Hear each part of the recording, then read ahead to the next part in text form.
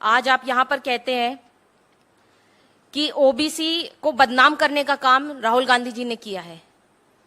क्या बदनाम किया है भाई? आप अजब बात करते हैं। उन्होंने सिर्फ यही कहा ना कि इस देश का पैसा कहां जा रहा है, सच्चाई की बात उन्होंने सदन में उठाने का काम किया। तो आप क्या उनकी सच्चाई को दबाने के लिए यहां पर फिर से पिछड़े वर्ग का सेंटिमेंट दिखाकर क्या चाहते हैं कि 2024 में आपको जीत मिल जाए? पर ऐसा नहीं होगा।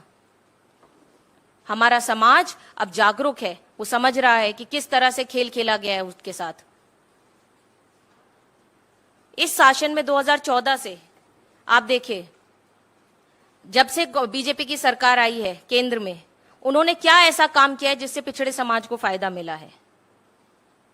मेरे पास कुछ आंकड़े हैं जिसमें मैं बताना चाहूंगी कि 32.58 लाख भारत सरकार के कर्मचारियों में केवल 7 लाख ओबीसी हैं, केवल 7 लाख।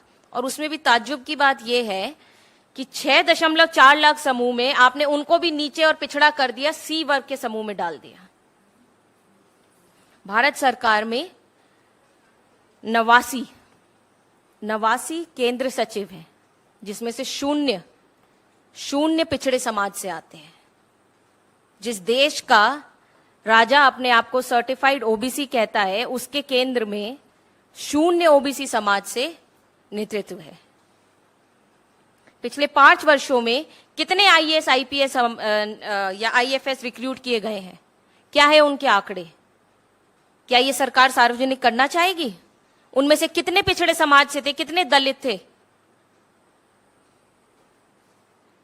बीजेपी सरकार का हमेशा से ही दोहरा चरित्र रहा है, ड्यूअल पर्सनैलिटी। चाहे वो जातिगत जनगणना में हो, चाहे वो किसी भी तरीके से विपक्ष की आवाज दबाने में हो। आज आप देख रहे हैं कि देश में सारी पार्टियां, 19 पार्टियां एक साथ खड़ी हैं और वो डिमांड कर रही है कि जातिगत जनगणना होनी चाहिए। तो इस चीज से क्यों डर रही है सरकार? क्या डर है? क्या उनका कार्ड उनके हाथ से निकल जाएगा? क्या देश की जो भिन्न भिन्न जातियां हैं वो एक्सपोज हो जाएंगी?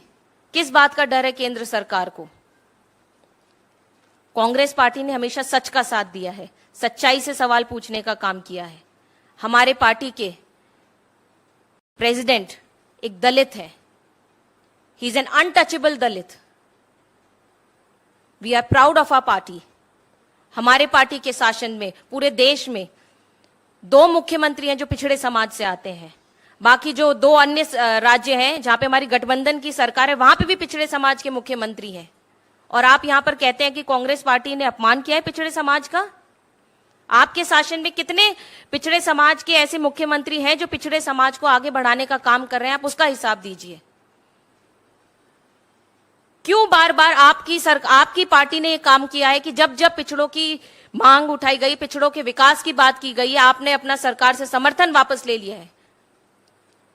पूरे देश में यात्रा निकाली गई थी कमलदल लेकर, किसके खिलाफ निकाली गई थी? पिछड़ों के खिलाफ निकाली गई थी। और आज आप पिछड़ों के हितैषी बन रहे हैं। हम सरकार से पूछना चाहते हैं, क्या सच बोलने की कीमत यही है कि आप हमारे समाज को भी बदनाम करें? राहुल गांधी जी को सदन से बाहर निकालकर आपको क्या लगता है कि वो सच बोलना छोड़ देंगे, आवाज उठानी छोड़ देंगे? हमारे नेता किसी से नहीं डरते हैं। इस सरकार के पास 5 कारण हैं।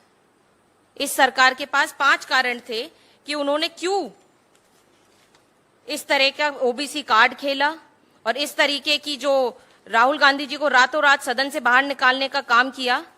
उसके 5 कारण है, वो उनके फेलियर है।